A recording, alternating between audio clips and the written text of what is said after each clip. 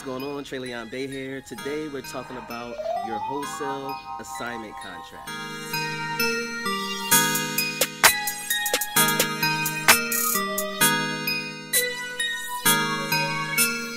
Alright, now wholesale assignment contracts, they're one of the most simple contracts that you can possibly find in real estate. I really don't think there's a more simple contract than the wholesale assignment contract.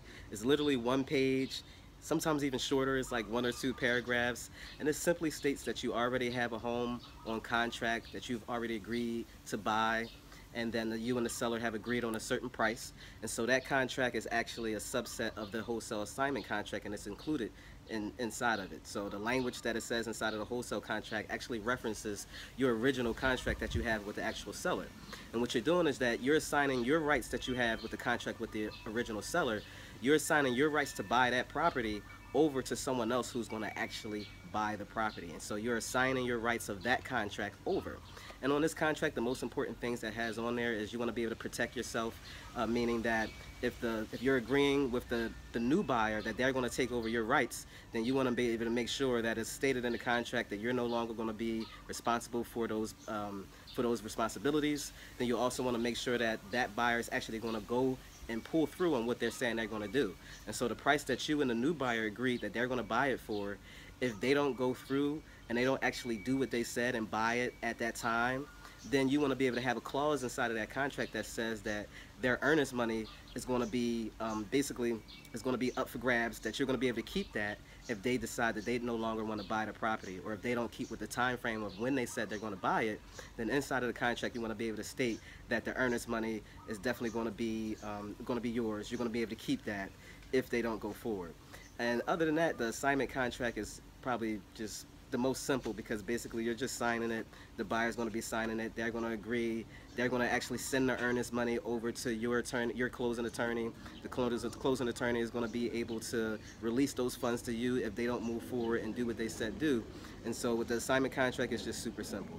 Now, also with the wholesale assignment contract, what you want to be aware of is if you did sign a contract, let's say you used a state approved contract with the original seller, you do have to watch the language inside of that original contract to make sure that it says, first of all, that you have the right to assign the contract, and it's not saying, which some state approved contracts say, that they don't allow assigning of the contract at all. And so if you're buying it from, say you're buying it from a bank, or say you're buying the property from an auction, or you're buying the property from someone who has a real estate agent, sometimes that language can say that they don't allow you to assign the contract. So you do want to make sure that the original contract has the language inside that says you have the right to assign to another buyer.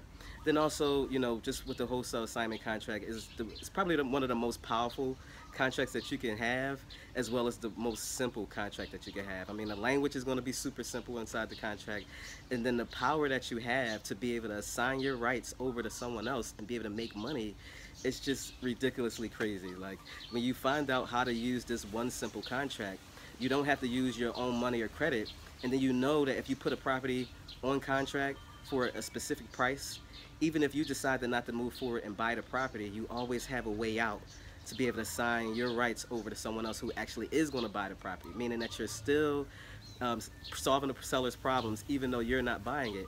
The house will still be with a great owner. They'll still be renovating it. The neighborhood is still, of course, be better with someone buying a property, even though that you're not the one who's actually buying it, but you're the one who found the property in the first place.